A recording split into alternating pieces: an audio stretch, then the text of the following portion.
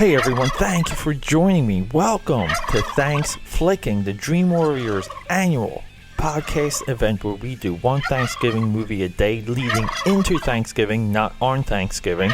And today we're doing Turkey Hollow. I can't say anything about this movie without laughing because I thought it was completely ridiculous. I was surprised. I was actually taken aback. Let's get into it. You already hear the gobble, gobble, gobble, gobbles. You hear it? That music's rolling in, and I will be right back.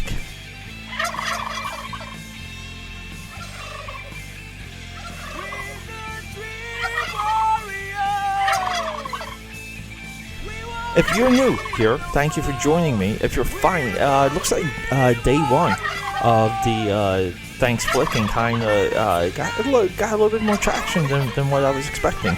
So thank you for all. Hey, Home for the Holidays, such a solid movie. It's one of my favorites. Might be my the favorite Thanksgiving movie.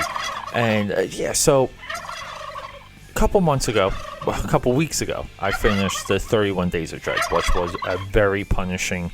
It was a beat 'em up. It really taxed me, but I did get addicted to it. I got addicted to the stress, which is good. It's good to get addicted to the right kinds of stress, and I just had to continue. So along with that, it's like we have Dream Warriors podcast, rocking and rolling with comics, movies, TV, streaming, now wrestling, now football.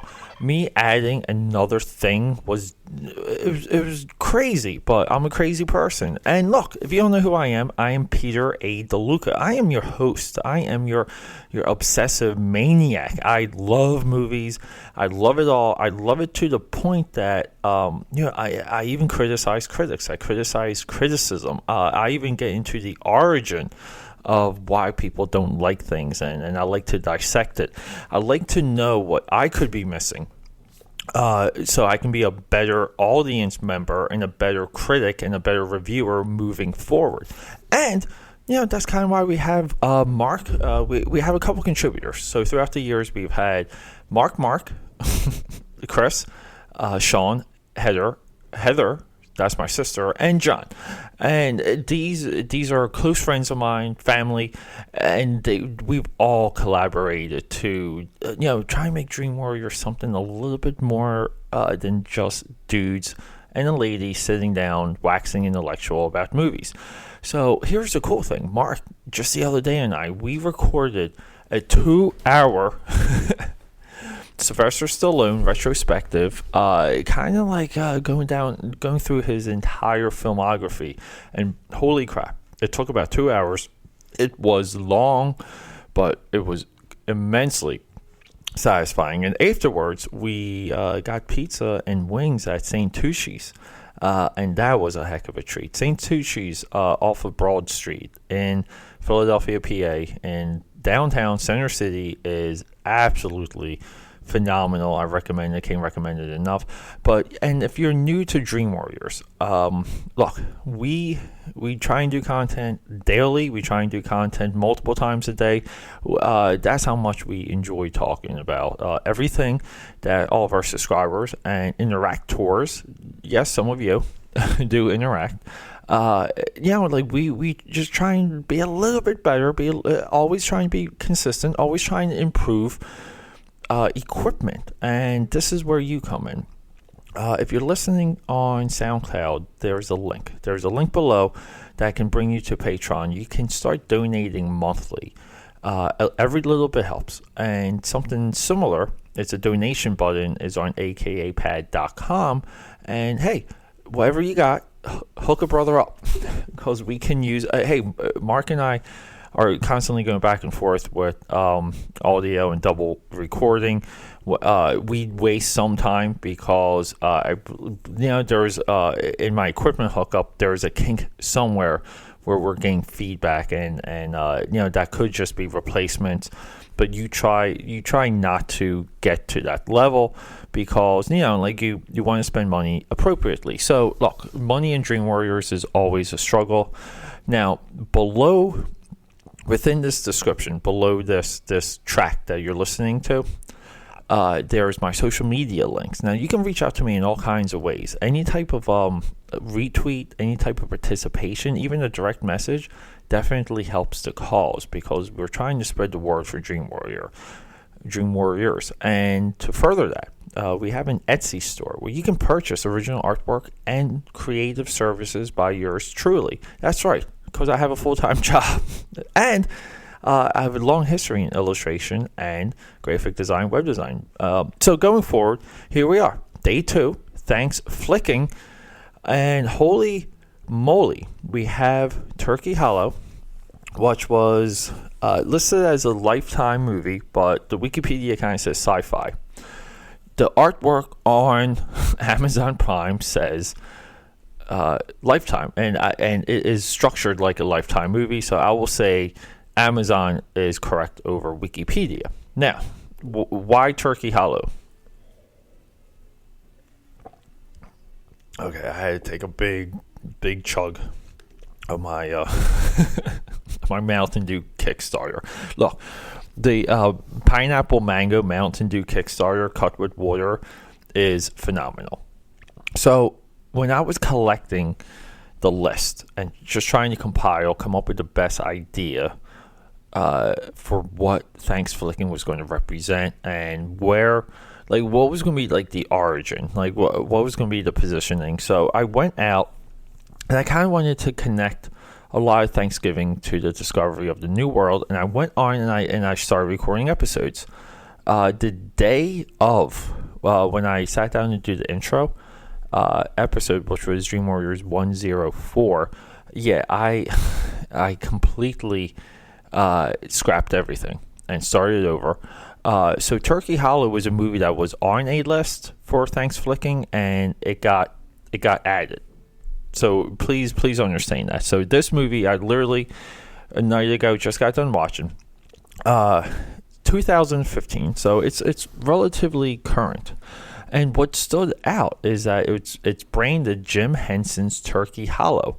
Now, last summer, I went to the Moving Sound and Image Museum in Queens, New York, to see the Jim Henson exhibit. That was totally fun, completely blew my mind, and in all was like a fantastic day.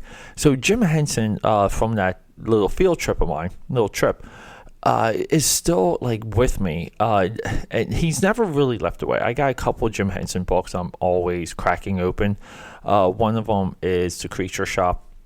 It's a book I think was published in 88, 89, which goes through and documents a lot of their techniques. And I have a Jim Henson doodle book, that green covered one, that is just it's so nice, it's delightful, and it's great to see that level of commitment from someone like him, because you kind of imagine Jim Henson in a way where you're kind of like, wow, okay, well, he had a big studio, came up through advertising.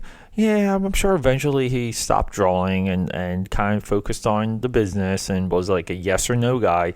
And he was not that, which is, it's just extraordinary, because I think that was a part of his practice. It's just doodling. Like, he always doodled. I'm always doodling. I think once you learn how to draw, you kind of never stop. And it's good to see that he, if he stayed, if he didn't tragically die, I think he really would have changed entertainment, because going back, right, like, I'm going to rewind it real quick here. When cable started to explode and we got the 100 plus cable channels, there was a Hallmark network that blew my mind, because I was going through this gap of kind of remembering but forgetting about Alf. And the Hallmark network had Alf, and it had the Muppets, and then it had Fraggle Rock. And it was fun. I loved it so much, because I was just rediscovering all of these ideas, and it's hard to watch the Muppets and not in your mind calculate what the techniques are and try and figure out like what's exactly happening around the frame of the camera. So that was like a heck of an exploration period for me. So, and then that kind of like led into me rediscovering the Dark Crystal. Now, everyone is one or the other. You're Dark Crystal or you're Labyrinth when it comes to Jim Henson. I'm Dark Crystal. I'm not Labyrinth. I think Labyrinth is the Atlas Shrugged version of the Fountainhead. That's an Ayn Rand reference. And yeah, we also make obscure novel references and authors. But if you're not familiar with the Fountainhead and Atlas Shrugged, look it up. Essentially, Atlas Shrugged was a more influential novel over the Fountainhead, and Ayn Rand wanted to dumb down what she thought went over people's heads in the Fountainhead. And I kind of view the Dark Crystal as Fountainhead and the Labyrinth as Atlas Shrugged. Now, you can't beat the Dark Crystal. It's maybe the only movie ever made where there's no human there. Like, there's a couple like panoramic, like far away shots of the Gelfling Jen like walking and going up or down a hill, and that's it. That's like your only human in the entire movie. It's like this very far away shot. Other than that, the movie's all Muppets. It's phenomenal. So easily, this Turkey Hollow movie just jumped out because it kind of blew my mind. And when I saw the creatures, because they're on some of the artwork and in the posters, it's like, holy crap, man. Like, these look like Henson drawings. They look like Henson doodles. So when I rebooted Thanksflicking within Thanksflicking, I added this one right away. I thought it was a great follow-up and lead into our next one. So we have Home for the Holidays, which is maybe pound for pound, pun intended, the best family Thanksgiving coming home, rediscovering yourself movie, coming of age Thanksgiving holiday movie, directed by Jodie Foster, that we'll maybe like have for a very long time. And then Turkey Hollow is just a cutesy bootsy family oriented flick. Perfect. And then we're going to follow tomorrow with Thanksgiving. That's right, folks, Thanksgiving, because it just had to be done. And I believe that's a 2008 movie.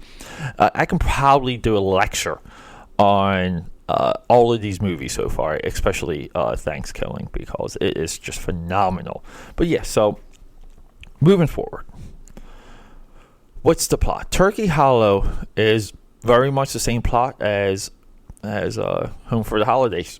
We have a family going to have dinner, Thanksgiving dinner, with another family, their own. And this movie has a nice caveat. The father wants to tie some branches within the family tree, like re-solidify them. He's trying to grow his family. Now, I went through a similar phase, and my sister was successful with it. I was not.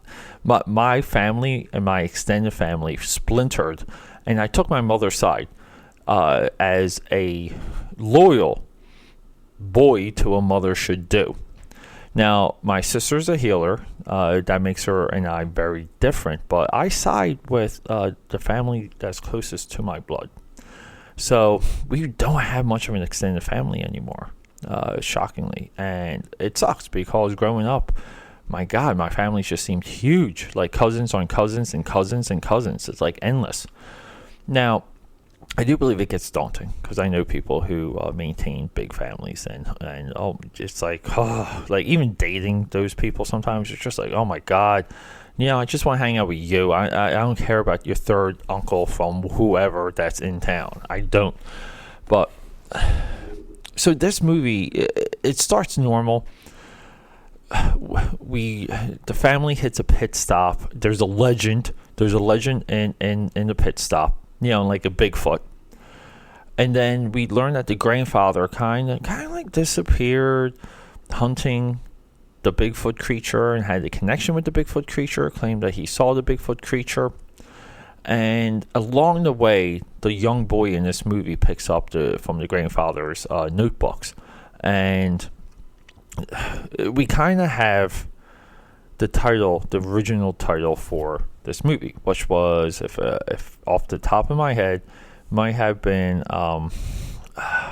it was like the musical monster of Turkey Hollow. It was something like that. Or the musical monsters or the musical creatures of Turkey Hollow, because the grandfather invented the sound device, which is almost like a keyboard, like a keyboard key guitar, that could talk to these creatures. So the very quickly, the young boy and his sister, they find these creatures and he start talking to them, and the creatures eat rocks, and here we go. Like, we're off, and it is just a fun movie. This another reason why I focused on this movie. And look, this movie is a full recommendation, full thumbs up, because it's completely fun. I'm like, wow, like, why isn't there more like children Thanksgiving movies? What is with this? It's only Charlie Brown's Christmas. There's another one called Free Birds. I think that's turkeys running away for Thanksgiving, which is a funny plot. It's a funny byline, funny elevator pitch. Yeah, and like, that's it. Like, we really don't have much to go on here. But I think this movie, if I had kids and we started watching this movie once a year leading into Thanksgiving, I think it would be a heck of a fun family tradition. This is something that should be on network television a night or two going into Thanksgiving. It's that good. I would rather watch this than Charlie Brown's Turkey Holiday or Pilgrim, whatever. I think this is more topical. It's a little bit more even. It's a little bit more politically correct, because we do care about those things right now. Even though I love that in the Charlie Brown's Thanksgiving, they are decked out in the Pilgrim gear. They do respect it. But this movie, if this came out in the 80s, definitely would be nostalgic and memorable and would have caught on. Toy line, plush figures, maybe even a cartoon series. That's how I view this movie. And just because it's not that, nor was it set up to be that, nor is media and content consumption similar to what it was in the 80s, it doesn't mean it's not that. Okay, so and look, I'm maybe conflating here a little, guilty as charged, but this movie is a ton of fun if you're a fan of straight up creature design and how to make things weird and cute simultaneously. This is a crash course in that. Now, the story for this movie is Jim Henson. Like, they dug this up from the Henson archives. At one point, they were making this movie, and they completed the puppetry from the Henson archive. So this is almost like a found project that they completed from the mind of Jim Henson, and he's credited as the story. Now, the real quick, so I believe too, the movie's also produced by one of the Henson members. I think it's the daughter is one of the producers, maybe. I can't find that right now. But real quick, the script, one of the script writers, screenwriters, and the director, Kurt Thatcher, who did appear on the Jim Henson Creature Shop for Sci-Fi. Maybe that's where I got a little bit confused. This guy has a career in creature design. He Industrial Light and Magic.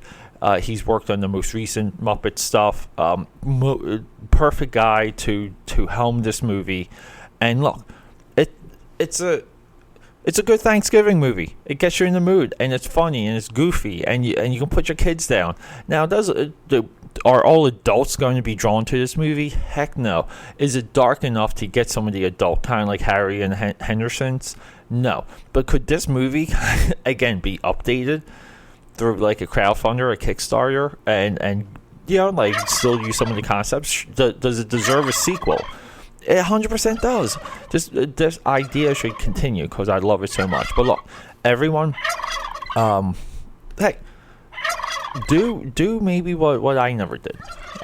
Reach out to a family member that you might be estranged from, and just reach out to them because they do want to hear from you. And I may not be there yet with some of my family, but at the same time, that doesn't mean you can't be. And we're all in this together.